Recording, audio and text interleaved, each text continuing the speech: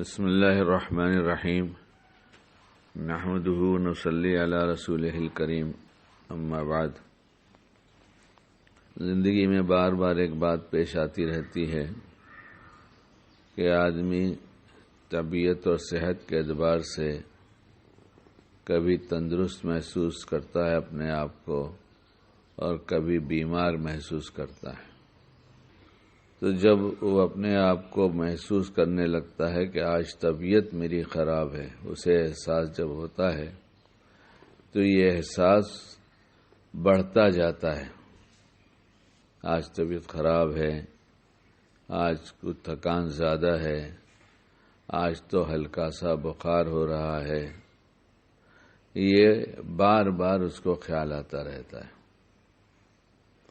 اور اس خیال کو شیطان وسوسے کے ذریعے بڑھاتا رہتا ہے، یہاں تک جب بار بار سوچ لیتا ہے تو کہتا ہے، دھیرے سے کہتا ہے، نماز آج گھر پہ ہی پڑھ لو فجر کی، روز تو جاتے ہی ہو، آج طبیعت خراب ہے تو اپنا کچھ تجربہ ہے، باقی ضروری نہیں ہے کہ میرے تجربے سے لوگ متفق ہوں، تو سمجھ لینا چاہیے کہ آج کچھ طبیعت پر بوجھ ڈال کر اگر ہم نے جماعت کے ساتھ نماز پڑھ لیا تو جن دنوں میں طبیعت پر بوجھ ڈالے بغیر نماز پڑھتا تھا ان کے مقابلے میں آج ثواب ہم کو زیادہ ملنے والا ہے، کیونکہ آج کی نماز میں صرف ثواب ہی نہیں ہے بلکہ طبیعت پر بوجھ جو پڑ رہا تھا ایک بیماری کا، اس بوجھ کے اوپر مجاہدے کا بوجھ ڈال دیا کہ مجاہدے سے ایمان کی سطح بلند ہوگی، اس لیے آج بہت کچھ ملنے والا ہے۔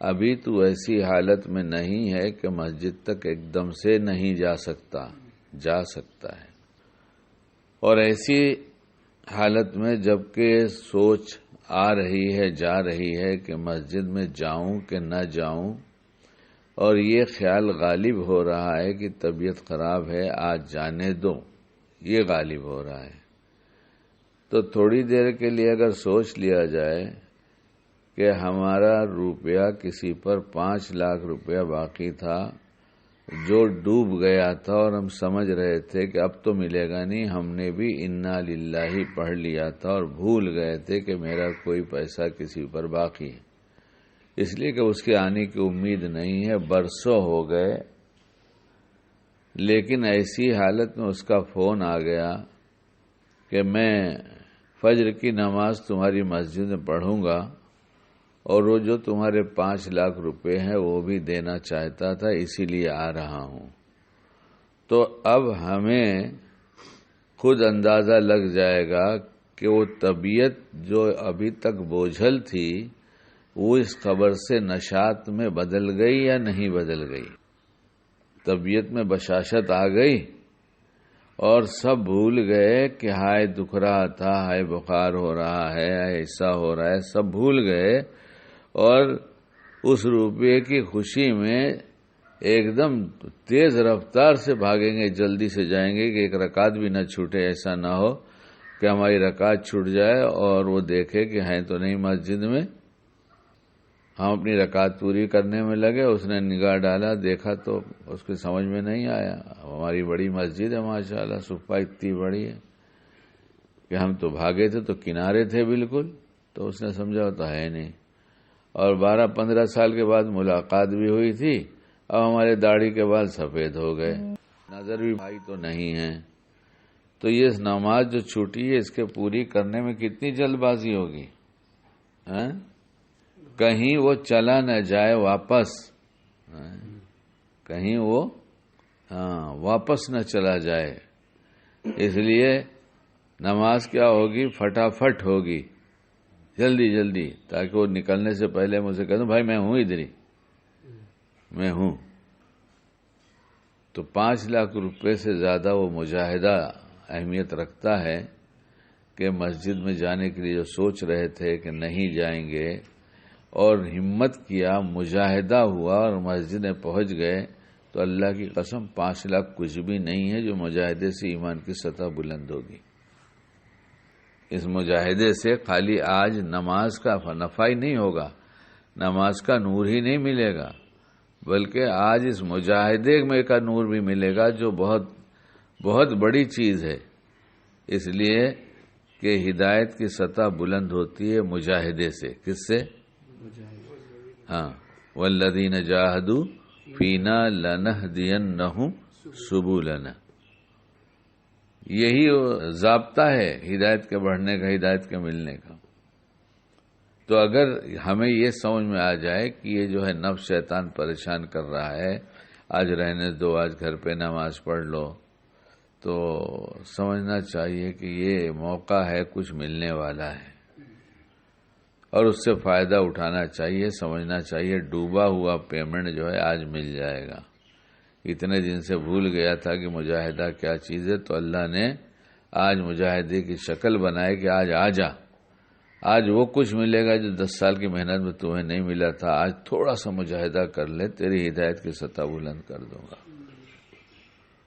بس اللہ سے مانگتے رہنے پر سب ملتا ہے۔ اللہ میں کیا کروں، ایسے ہوتے ہیں، بہت پریشان کر رہا ہے۔ اصل میں ہم یہ نہیں سمجھتے کہ ہمارا نفس و شیطان ہم کو یہ سب پریشانی میں ڈالتا ہے۔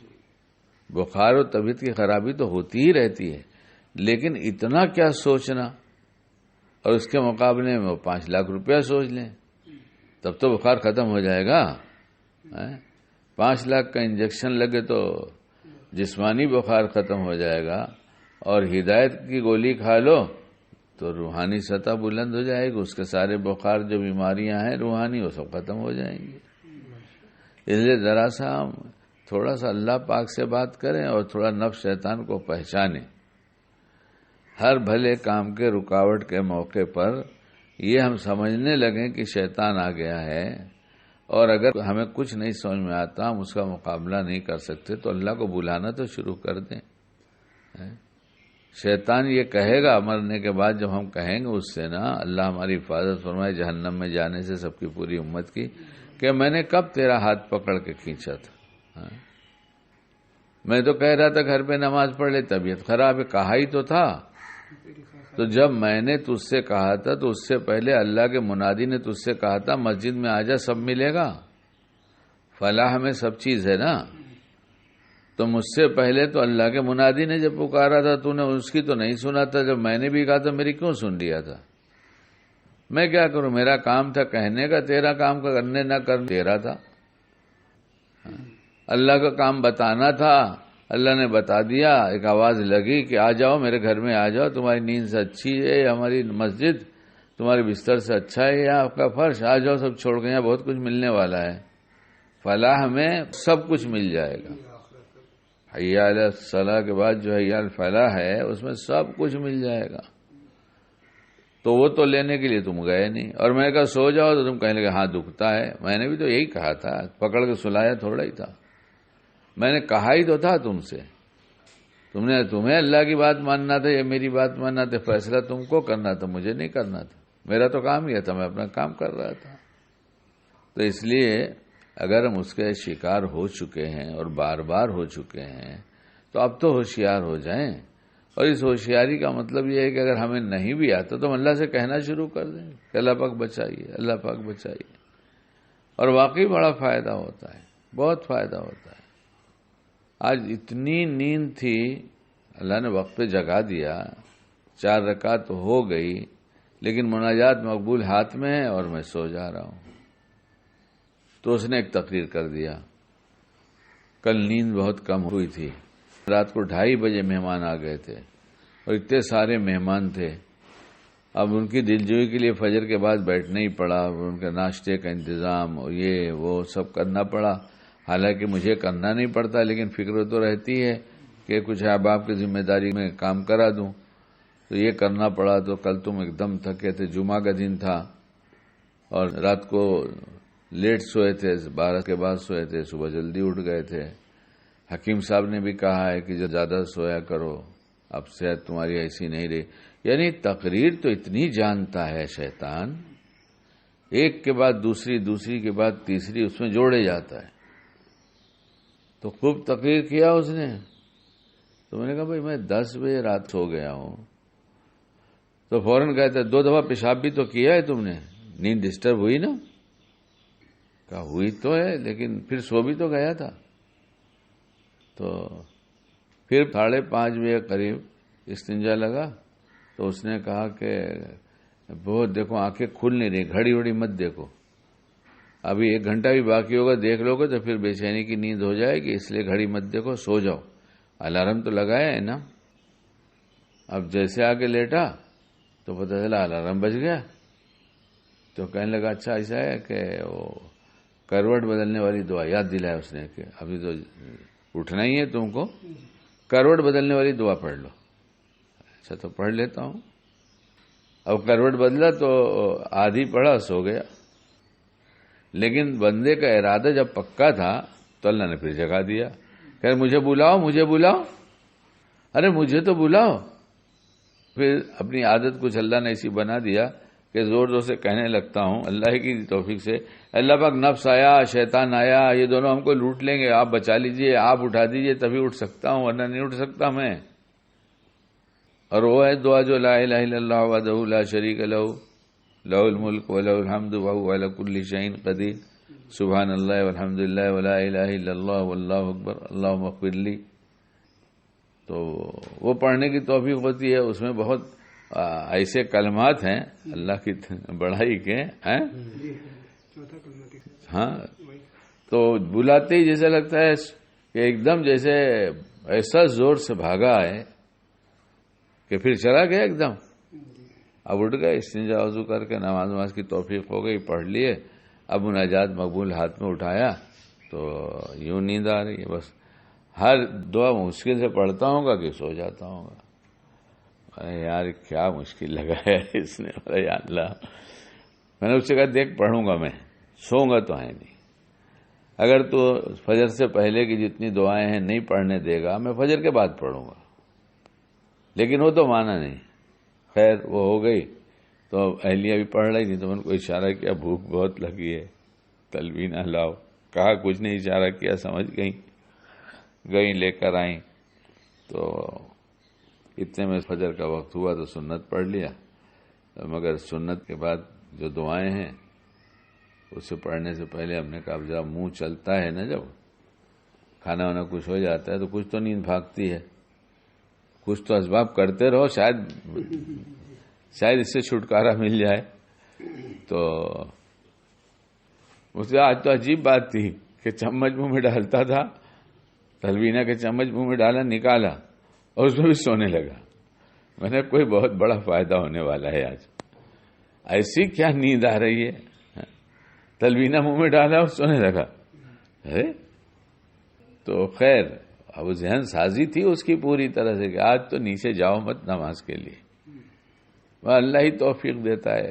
اللہ میں دین کی سچی طلب اور اعمال کی سچی تڑپ اور کرنے کی پوری کوشش کی توفیق دے دے، پھر اس کی مدد تو آتی ہے. خیر وہ ہو گیا، تلبینہ ہو گیا. تو روز کی عادت کے مطابق سب اٹھا کے رکھنے کا کام میں نے کچھ نہیں کیا. اہلیہ سے کہا آج تم ہی کر ڈالو سب. اور روز میں ہی اٹھا لیتا تھا کہ تم بیٹھی رہو، اپنا کرتی رہو، میں جاتا ہوں لے کر. تو یہ ہوا. اور اس کے بعد پھر فجر کی سنت کے بعد والی جو دعائیں ہیں 10 دعائیں اور ہیں، اور دعائیں ہیں کہ فجر کی سنت پڑھنے کے بعد ایک دعا ہے جو 3 دفعہ پڑھی جاتی ہے اپنی جگہ بیٹھے بیٹھے. تو وہ تو ہو گئی تھی، لیکن اب وہ 10 دعائیں جو بیچ میں پڑھتے ہیں وہ تو بیٹھ کے پڑھنا شروع کیا تو نیند لگنے لگی. پھر وہی نیند. کتنی نیند ہے بھائی یار. تو ٹہل کے پڑھا. آج بہت جھگڑا ہوا ہے میرا کسی سے جھگڑا ہے ہی نہیں. صبح میرا کسی جھگڑا لڑائی نہیں ہو. وہ لڑائی تو جب ہوگی کوئی گالی بکے تو میں اس کو غصہ ہوں. میں غصہ ہی نہیں ہوتا. تجھے جو کہنا ہے کہہ دے، اچھا کہہ دے، برا کہہ دے، تیرے جو سمجھ میں آتا ہے تو کہتا ہے. میں دیکھوں کہ میں غلط ہوں تو توبہ کر لوں، صحیح ہو تو شکر ادا کروں کہ نیکیاں آ رہی ہیں. مجھے جھگڑا کرنے کی کیا ضرورت کسی سے. پہلے بہت جھگڑا کرتا تھا لوگوں سے. جب جھگڑے والی فطرت ابھی بھی ہے، لیکن ابھی ایک ہی دشمن رہ گیا اور کوئی دشمن ہی نہیں رہا ہمارا. تو جھگڑے والی فطرت تو آج بھی جھگڑا کرتا ہوں، لیکن ایک ہی سے رہتا ہے، صبح سے شروع ہوتا ہے شام تک چلتا رہتا ہے۔ اب اس سے فرصت ہی نہیں ملتی کہ میں کسی اور سے جھگڑا کروں، وہی نفس و شیطان، اسی جھگڑا چلتا ہے۔ تب جب چل کے پڑھنا شروع کیا تو وہ شاطر ہے، پیر میں درد شروع ہو گیا، آج تو چلا بھی نہیں جا رہا ہے، دیکھو بیٹھ کے پڑھو، میں نے کہا پھر سلائے گا، تو پھر بیٹھ گیا، پھر سونے کا پھر کھڑا ہو گیا، یعنی شاید میں نے 3 دفعہ یہ عمل کیا ہوگا، بیٹھتا تھا سونے لگتا تھا پھر کھڑے رہ کے چل کے پڑھتا تھا، لیکن الحمدللہ پڑھنا ہو گیا۔ اور آج آپ صبح میں میری حالت آپ نے دیکھا کیا تھی، یعنی آپ لوگ محبت میں کہہ رہے تھے سو جائیے، ہم لوگ پڑھ ڈالیں گے، تسبیحات پوری کریں گے، یہ کریں گے، لیکن اللہ سمجھا رہے تھے آج مجاہدہ ہے تیرا بڑا، اگر آج تو جاگ گیا اور اشراق پڑھ لیا، وہ سوچ لینا 5 لاکھ پیمنٹ لے کر کوئی آئے گا تو یہ چھوڑ دے گا، ایسے تو کیوں نہیں سوچتا اشراق پڑھ لے گا تو حج عمرے کا ثواب ملے گا، تیرے دن بھر کے کام کو اللہ بنا دے گا، تو یہ کیوں نہیں کر کے اپنے ابھی اسی وقت کے کام کو بنا لے نا، جو تیری پریشانی نیند جو ہے اسی کام کو بنا لے۔ اب میں کہاں بیمار نظر آ رہا ہوں، اب اتنی دیر میں دیکھو طبیعت بدل گئی، آواز بدل گئی، سب ہو گیا نا، سب دھوکہ تھا، سب دھوکہ تھا۔ اللہ پاک ہمیں حلال رزق عطا فرما دے اور حرام اعمال سے بھی بچائے، حرام مال سے بھی بچائے، تاکہ ہماری دل کی آنکھیں کھل جائیں، ہمیں یہ بات سمجھ میں آنے لگے کہ نفس شیطان سے بڑا کوئی ہمارا دشمن نہیں ہے، وہ ہر وقت چوکنا رہتے ہیں، ہر وقت ہمیں دھوکہ دیتے رہتے ہیں اور ہمارے دین اور دنیا دونوں لوٹنے کی فکر میں لگے رہتے ہیں۔ آخر اشراق کی نماز پڑھ سے دین دنیا دونوں ملے نا، حج عمرے کا ثواب بھی ملا اور دن بھر کے کام کو اللہ بنا بھی دیں گے، اب آسانی کا وعدہ بھی ہو گیا۔ اس لیے کتنا نفع کا کام ہے یہ، ہم تھوڑے عذر کی وجہ سے اچھے کاموں کا نہ چھوڑا کریں، اللہ ہم سب کو توفیق دے دے۔ ہم سب سے پہلے جب طبیعت خراب ہوتی ہے تو اپنا دین چھوڑتے ہیں، یہ ہماری طبیعت بن گئی ہے، ہم تھوڑا سا ہمت کریں، اللہ سے مانگیں، صبح شام کی دعاؤں کا اہتمام کریں اور رزق حلال پیٹ میں جائے اس کی بہت فکر کریں، اور اس میں الجھائے گا شیطان، حلال کو بھی پھر حرام بتانا شروع کر دے گا تو پریشانی میں ڈالے گا۔